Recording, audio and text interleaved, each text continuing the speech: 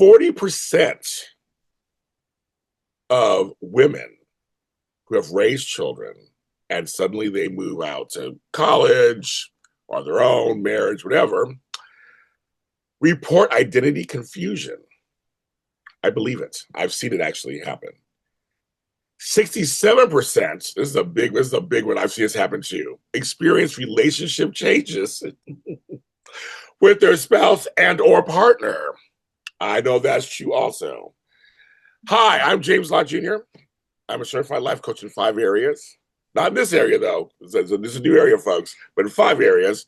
And I'm talking to somebody who is certified in this and who specializes guiding women to come out of the empty nest world. Or actually navigating it, because it's a thing.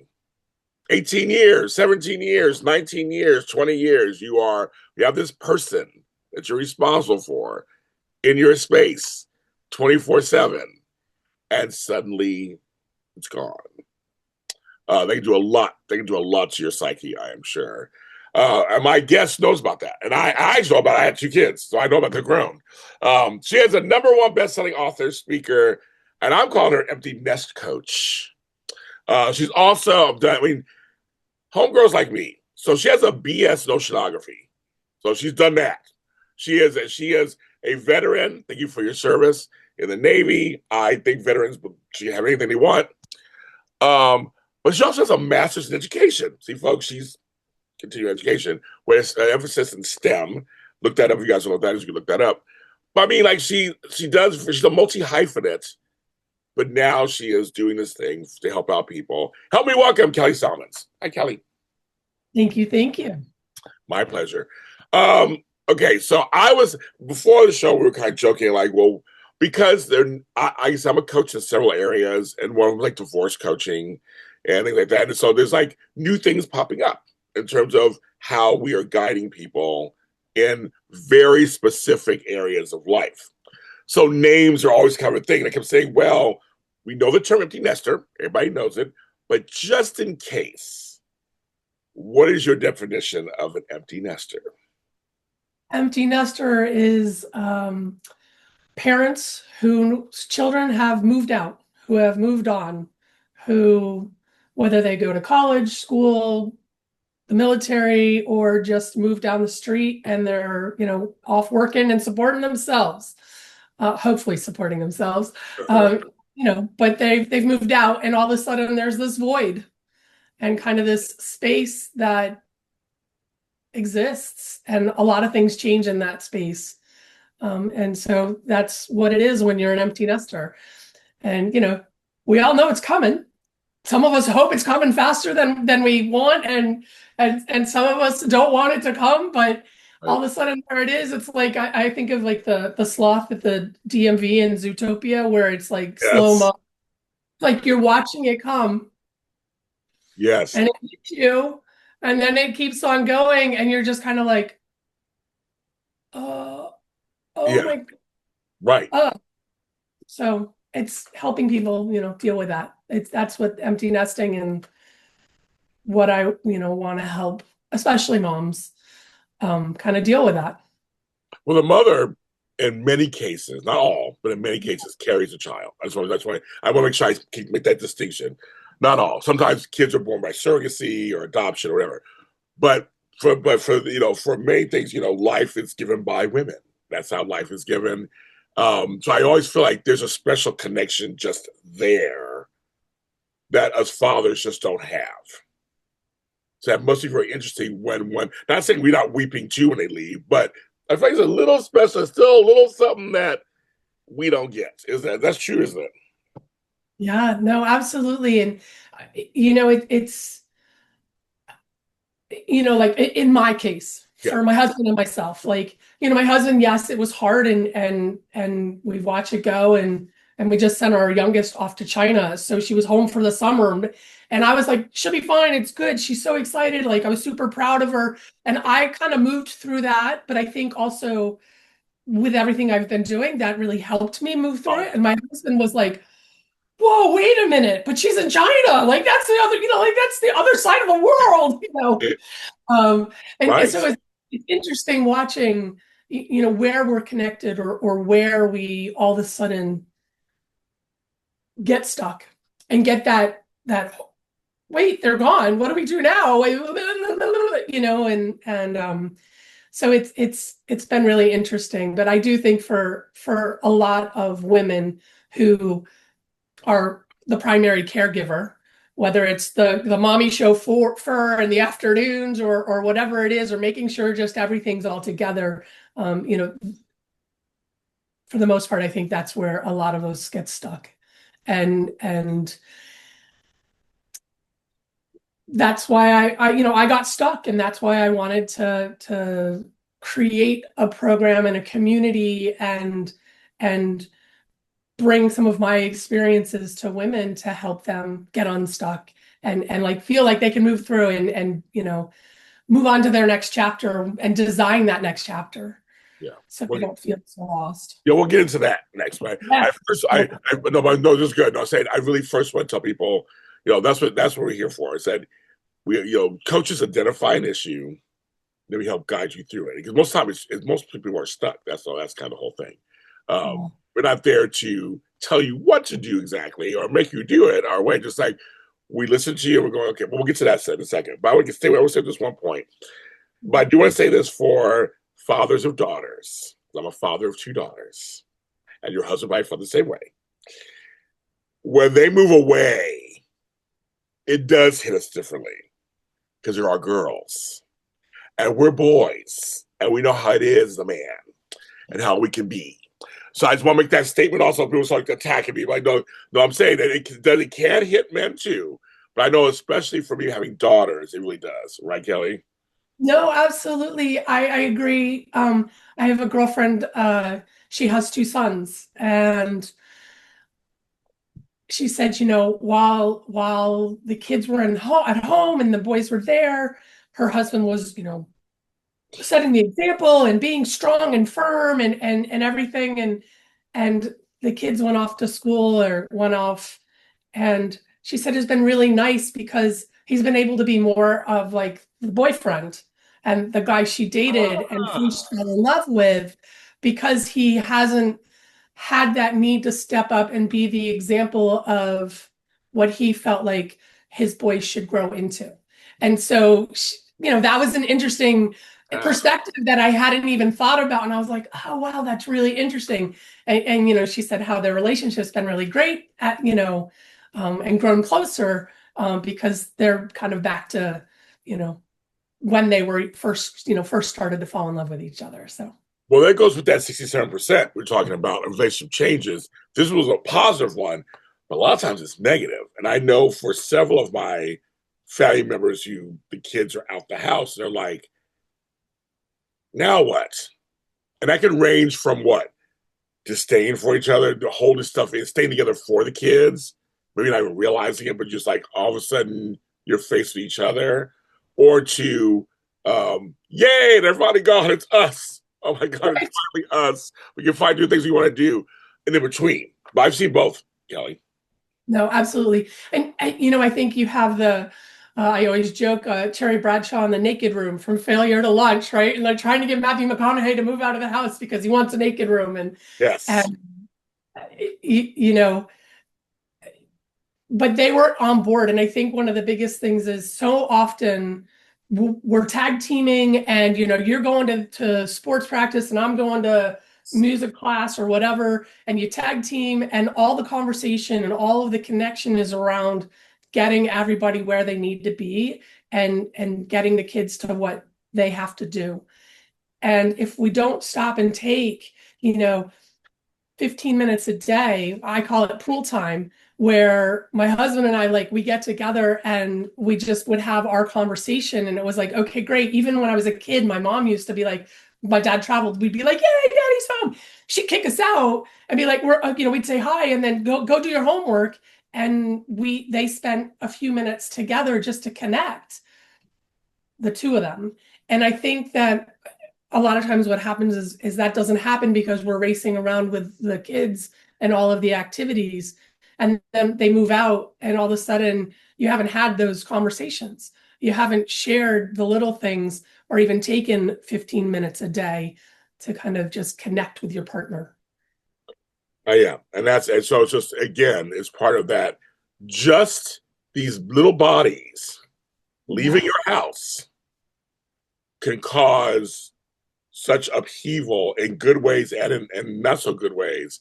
It's really funny, right? It's like, it's because I'm going to say this, folks, and I know it's cliche. I don't care. I'm going to say it. When you're in it, raising these children, you want to drink every day. You want to pull your hair out. You're so tired from all the activities because you want them to be productive human beings. So they're playing soccer and volleyball and water polo. Plus, when they be artists. Plus, they got to do their school stuff. Plus, I got to work full time and have a job. I got to make sure I bring home money and also be a good role model and deal with who gets them on Christmas and who does this day. All that happens. There are times it feels like it's going so slow. Then you wake up and they're 15 and they're 17. And I'm a grandfather now. And my first set of grandkids are now young adults. So now my daughter's going through it. So she's last two at home, but one is out. And now I'm watching her navigate that. And I'm like, yeah, I would do that too with somebody I know, but it's that cliche that, take every moment while you can. It may seem like it's like one more diaper or one more tantrum or one more skin knee out of school. But seriously, Kelly, they're like 20. They're like 18. You're like at the you're buying prom dresses and vetting boys or for people girls. And, just like, what? It's about college. I remember talking about college. Like, what? It's crazy. No, Right. no, it happens so fast, but at the same time, it happens so Yes. slow when you're in it. And but then, like you said, you turn around and you just dropped them off or whatever it is. And it's I think for me, the first time I really noticed it was really happening was they both were driving. Because I had been, like I said, the mommy chauffeur. Oh, hello, of course.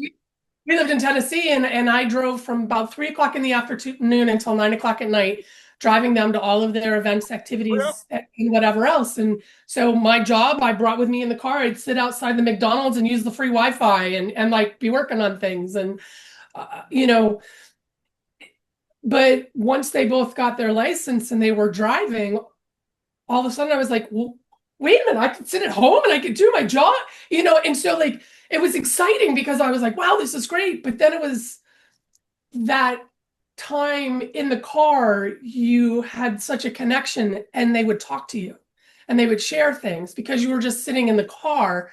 And now that you weren't sitting in the car, you started to lose a little bit of that connection. And how do you keep that going? So it's like, hey, I'm making dinner. You're coming down and you're going to sit and help me make dinner. You don't have to make dinner. Just come sit right there and talk to me, if on the weekend or something, if they weren't going out, so I could at least connect, and I think that was kind of the first time where I was like, wow, this is really, it's going to happen. And even knowing that it's still, when they both moved out, it was, and my husband was traveling and we were living on a mountain in Tennessee and all of the things and COVID and post-COVID and, my hormones were changing. So that added to it. And then here we were and it was like, no, I'm sitting in a house with two big dogs and, thankfully I moved to Florida and my sister lives next door. My parents live on the other side. So I had family around when everybody was gone, but what are you going to do? yeah. Folks, I did not ignore. We did see a beautiful dog a little earlier walk by and lay down. And now he's in their position. But I went to folks because I'm probably thinking he's not going to mention the dog that walked a few minutes ago. But I did see him. He was cute. Okay, so we got that part out. I want to get that part. Just like let you guys at home that if you're watching and you're about to be an empty nester or you are one, we see you. We get it. So now let's find out what are some of the things that she can do to help. Now you create the Nest Evolution. I like that title. Yeah. Can you tell me about that and its mission? Sure. So the Nest Evolution. We have the nest, we are the nest. And my logo has a phoenix kind of rising from the nest, but it's not necessarily coming out of the nest. It's the nest, right? So it's coming out, and here we are. And you know, speaking for myself, I've been known to be a fiery, energy, strong, stubborn, and all of those things kind of woman. I like to get things done, but it was evolving from what I was. And yes, I loved being a mom, and I'm still a mom, but I'm a mom in a different way now. And I thought, well, I have 20 or 30 years. Like, hello, what are you going to do? Like, I need to do something. And so that's the evolution. Is it's designing what your new chapter is going to be. Our mission really is to help women, empty nesting women, transform and evolve to having a life of joy, a life of purpose or passion, whatever that may be for them, and letting them know that there's also a community where we see you. You're not alone. You're not, yes, you're stuck right now, but we felt that way too. Let's work together how we can move forward. And folks, this is something that my channel promotes because I've had success later in life, and I continue to do so, and then you are too, Kelly. That it's never too late. So, folks, get that out of your brain. We know it's tough when you're in this cocoon for like 20 years, whether it's the same job you've had for 20 years or whatever, and then you come out of it, you're like, huh? What do I do now? Because the language has changed. There's like AI robots or whatever. There's all stuff's changed. We get it. Kelly and I get it. We totally get it. So that's why you're here to help them go from what now. It's like you're thinking, it's like what now to what's next. Yes. Yes. And working on ways to, I went on a retreat, and that really helped me because it gave me a few days of just worrying about myself and just focusing on or listening to myself. And so much of that is, we're human beings, but we do. So we're more like human doings or human doers. And sometimes we just need to be and take in the grief or the confusion or the sense of loss or whatever you're feeling, because all of these things that were demanding of your time and demanding of your energy have disappeared. And a lot of us as parents, we put some of our dreams on hold so that we can help our kids reach their dreams. And like, I forgot how to dream. And so a lot of what my evolution has been is recognizing that I have a good life. I live in Naples, Florida. I have two great dogs. My kids are doing well. My husband loves me. I love him. I've got family around. These are all great things. But it was like, oh, well, we have an old Lexus that's got 160,000 miles on it, and it's great. We don't need another car. It's fine. It'll last another 50,000 miles. Okay, I think we have college figured out and paid for. Like, that's good. We like our house. And we just kind of were like, okay. And we stopped even dreaming. And I was at an event, and somebody was like, well, what are the things on your bucket list? The only one I knew was I want to go to Antarctica. I've always wanted to go to Antarctica. But other than that, I couldn't even tell you.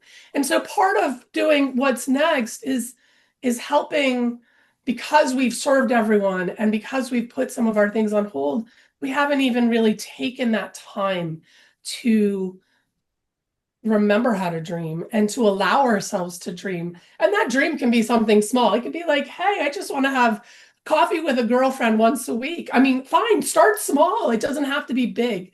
But that was kind of the part of this, was because I had gotten complacent and like, yeah, I have a good life. Right. And what happens is sometimes with, empty nesters and your relationship changes, you're like, I don't even know what phone service I use because he took care of it. I never thought about it very much. Right. I was handling the kids, now they don't need me to book their doctor's appointments. Now it's up to them. I can't make them do anything. Every 6 months, you're supposed to go to the dentist. They're adults. They go, I don't want to go for the next 5 years, and you can't really do anything about it. That's right. It's that extra stuff you can't do anymore. And I think I'm assuming, and you can correct me, I'm assuming a lot of the work you do is identity based work. Then it must be. Yes. So looking at what identity you want or what your archetype might be, recognizing or honoring, um, also many of us, because some of us have started having children later in life, so we have other things going on, and our parents are needing more help. Oh, yes. Our kids may still need the financial support. The parents might need the financial support. The hormones are all over. The things you Oh, yeah. always did, like your confidence has changed because, hey, I always worked out and I did all these things and this is what I ate and I kept my figure and I felt healthy. And then it doesn't matter what you do. Hey, wow, I woke up and there's 30 pounds. That's really great. Cool. How does that happen? Like, you know, Yeah. so there's a lot of the brain fog, and the brain fog can come from feeling stuck and being lost. It can come from your digestive system not doing what it's supposed to be doing. It can come from menopause. Yep. There's so many things. Just the stress of all of those things can cause the brain fog. So it's like the perfect storm. It all comes together, and finding that way to move forward, and recognize what you want your identity to be, and also designing what you want your life, like your daily life, to be. Maybe you're both out working really, really hard and you're doing all of these things, but have you sat down together with your significant other and gotten clear on really what you want the next 5, 10, or 20 years to look like? Maybe you can both take steps back or do something different that's more interesting to you, instead of both staying in a, super crazy, Right. high stress, high demand job. And it might give you that opportunity to do other things. Yeah. Um, but if you can't dream about it and you can't think of you have the time to even do that, then you're running in the circle and it just makes it work because the brain is, you know, overpowered with everything going on. Kelly brings up a point that I talk about all the time in the show: the sandwich generation. Many of us, when we get to that point of empty nesthood, even though it's a word, we're gonna make it a word. Empty nesthood. I have degrees, you guys. I swear it. I do. But no, seriously, I'm in it right now. I'm caregiving my mom. So, but I have adult children, and then I have adult grandchildren and baby grandchildren. So I'm right in the middle. She's grabbing my attention, but it's all women for me. She's grabbing my attention. They're grabbing my attention, and literally, you're in the middle. And you're right, and your body changes. For men too, folks. I want you guys to understand. Women is more outward. The menopause is what they go through. It's just because that's what they go through. My sister's going through it right now. The hot flashes are crazy. I get it. We laugh all the time. She's like, I'm just hot off the inside. It's crazy. But men, we go through stuff too. Sometimes we get low testosterone. Sometimes health challenges happen. For me, Kelly just spoke my language. I woke up during COVID and was like, oh my God, I was secretary. My mother's calling it a secretary spread. How am I 50 pounds overweight? What happened? I'm like, what's, and you're like, and you can't just, I'll run for 3 days and I'll lose the weight. That's not, your metabolism's different. And men and women have different metabolism. They carry weight differently. And so weight loss is different. So you're right. There's a lot of stuff that goes on. So empty nest is kind of like just this term starting out about the kids leaving the nest, but then you're confronted with all these things, right? All these things in front of you, because just things as age and just time and all that, isn't it? Yes, absolutely. And again, I think for me, it was one, starting to dream again and even thinking about what it was I wanted, and then getting really clear and, doing a bunch of professional development, mindset training, and all those things, which I'd always loved. Right. But getting clear on what is it I want to do, or how I want to do something, so that I could then say, okay, yeah, these are the things that I want to do, so that when I'm faced with having to help my parents or whatever's going on with my body that day, or whatever the relationship, whether it's a good one or maybe it's not going so well, if I'm clear on the things that I'm trying to go towards and focus towards, then I can put those things in and address them, but still know what I'm trying to shoot for. And yes, sometimes we have to pause it because we do have to take care of things, major health issue or Yeah. whatever with family or yourself. But I think having that clarity is so important. And again, I love saying the designing your life, because that for me was really important in saying, okay, these are the things that I want to do throughout my day, or what I want my day to look like. I don't want to work 90 hours a day. Like, and at the end of the day, I want to turn off and I want to walk away from my computer, especially working from home. It's like, because otherwise like many will sit there till I'm like, oh, it's 1:30 in the morning. I should go to bed. So again, designing the day and then honoring ourselves to do that, which again is being clear on what we want. Has been something that's been really helpful for a lot of women to help them move forward. One of the last things I want to talk about, because I think it's very important. It's last just because I wanted to kind of hit this last. Another struggle, of course, and they say this sometimes when people retire also, depression. 20 to 30% of women experience significant depression during the empty nest transition. I know that I've seen that in person. And then obviously when they're gone, they come back home and they're like, now what? I've had friends go, I don't know what my life is. My life was my daughter's. I did everything for them. So now I'm a loser because I didn't do anything for myself. Or why didn't I? All these questions, they get depressed. So I'm sure part of your practice also is dealing with helping them with their depression, I'm sure. Well, I'm not a therapist, I'm not a doctor or anything like that.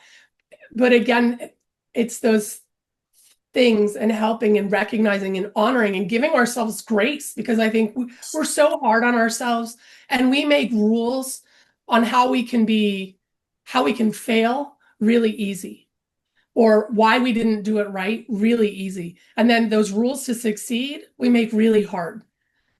But some days it's just, hey, you got up and you fed the dogs and you went to the grocery store and you came home and you put everything away, and that was your day.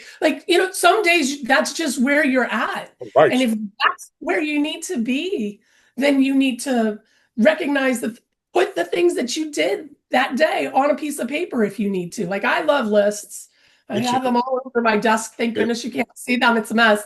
But I think, honoring and recognizing that it is an issue, or a situation that you may need to go get medical help for that. And that's okay. Because if it gives you the boost to get you to where you need to be so that you can feel like you can even do the dogs and the grocery store, then that's what you need. Or you can go and do crazy things like you can go try some psychedelics down, in Costa Rica and try something crazy. There's all kinds of things out there that they're doing research for PTSD and stress and anxiety. They are. Yeah. Hole plunging, that can help with stress and anxiety, and inflammation. Yeah, there's lots of other things that you can add in. Mindset can also really help in how you are recognizing your thoughts, or are you letting your thoughts take over? Think of it like a cloud. Hey, okay, I see the cloud. Wow, that's a cool cumulonimbus cloud. Okay, there it goes. Or, oh no, now it's going to rain and it's going to thunderstorm and it's going to do this and there's going to be lightning and there's going to, and we tend to do that a lot, especially when we're feeling down, lost. Yeah.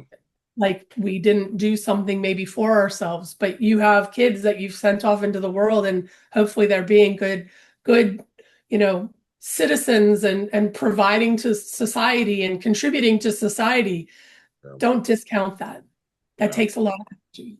I want to piggyback off of you and say, because she makes it at that point, we're not clinicians, we're not psychotherapists, we're not psychologists, psychiatrists, but, or as my friend says, however, coaches are still valuable in that space of depression, because like you said, everything she just said, will help you recognize the depression on some level. And we'll give you tools to work on. And maybe additional help would be those other individuals. But I know some people who are like, just us giving them permission to feel, that's helped. Just giving them options. Going, think about what are the things you used to like to do 20 years ago? I used to love hiking. I used to go to the beach. Well, go to the beach. Right. I mean, we coaches, we're good at that stuff. So I don't want to discount coaches either, but I'm with Kelly. I make sure we know, yeah, we don't give advice, we don't do prescriptions or like that. Or, but we are a conduit to thought pattern and thought changing. And like I said, maybe it's like, yeah, take some shrooms and go sit out at, in Death Valley. I don't know. It's worked for some folks. I mean, I do some edibles every once in a while and it helps for me. Right. I told my mother one time because she was having anxiety and so I said, girl, take one of these. It was like a low dose, like 5 milligrams, something. And she felt good. Didn't hurt. I might talk to her doctor about it first, but like she didn't hurt or nothing.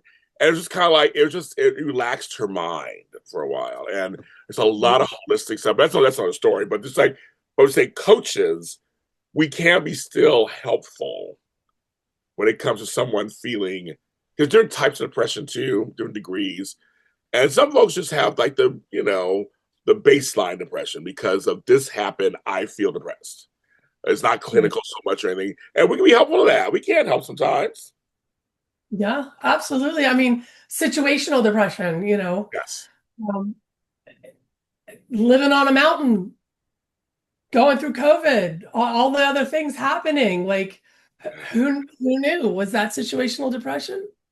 Yeah. I say, yeah. Also, Yeah. sat in an empty house by myself with the dogs, and I was like, Right. what do I do? Right. I was here at my house by myself going, I can't go outside or talk to people in person. It's Right. I'm an extrovert. You already know me. I'm an extrovert. I'm like, I Tell can't go that. out and meet people up. I don't really know. I can't do any of that. Like, it's crazy. I went a little crazy for a minute. Ah. Yeah. So I agree with you what you're saying, James, completely, because there are things to look at. I talk about in the book that we're both in about trying to remember a time when I like just refused to give up, and I think about when I was trying to go to the Naval Academy and telling my story of what I was trying to do to get in. But what that did was that was in a personal development class that I was taking, and they asked me to think about a time when I was like determined that something was going to happen.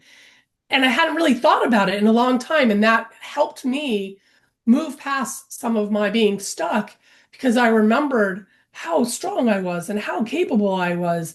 And if I could do that when I was a teenager, when I was a freshman in high school, well, at 54 years old, I could do a lot of things.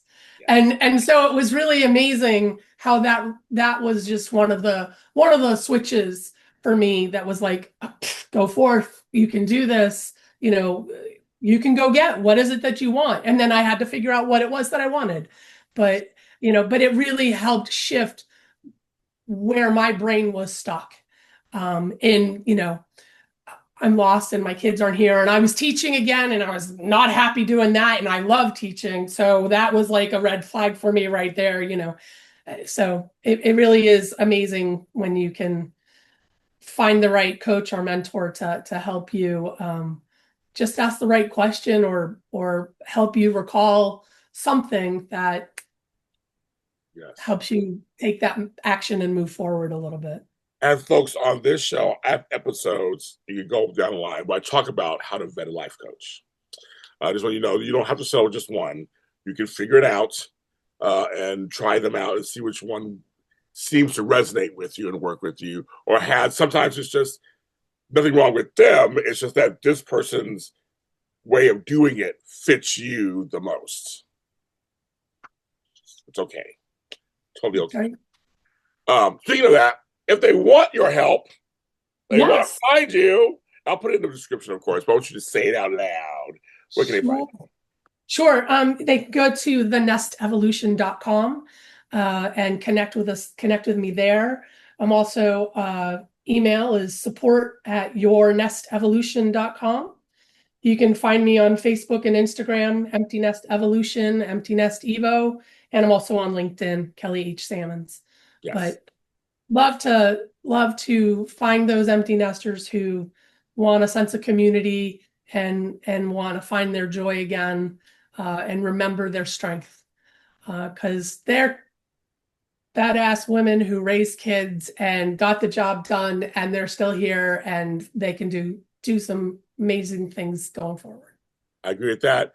You're a badass woman too, Kelly. So just know that in my eyes. Yes. And you'll be back on the show. While we're back on the show, I always like to keep people around. So you'll be back on the show for some other stuff. But folks, if you are an empty nester, because I know it's fall, so many kids are in college. I went through it. I know it's like, we feel you. We do. We feel you. But just know that's how evolution works. That's how it's supposed to be. I mean, that's everything is happening the way it's supposed to be happening. But we understand it's tough. I'm James Lott Jr. Of course, you can follow me everywhere. James Lott Jr. is sold at James Lott Jr. on all social media platforms, including TikTok. A lot of help. It's on a lot of help.com. A lot of help my blog. A lot of help on Facebook. I'm tired just saying all that. And James Lott Jr. just is everywhere. Just everywhere. Just follow me everywhere. Just do it. And follow her. If you don't, I'll find you. We do that also. Thanks everybody for listening to this program or watching us. We're also on all streaming audio platforms: iHeartRadio, Spotify, Apple, Audible, Deezer, Castbox. So you can check us out there. Just go in. I'm everywhere. I'm like everybody. Just go everywhere, and you'll find this program. You'll find her. And everyone, if you're on the East Coast, which she is, but if you're on the East Coast and you're near Tropical Storm Imelda or whatever, please be careful. I'm sending you love and light, and just hopefully things won't get so bad.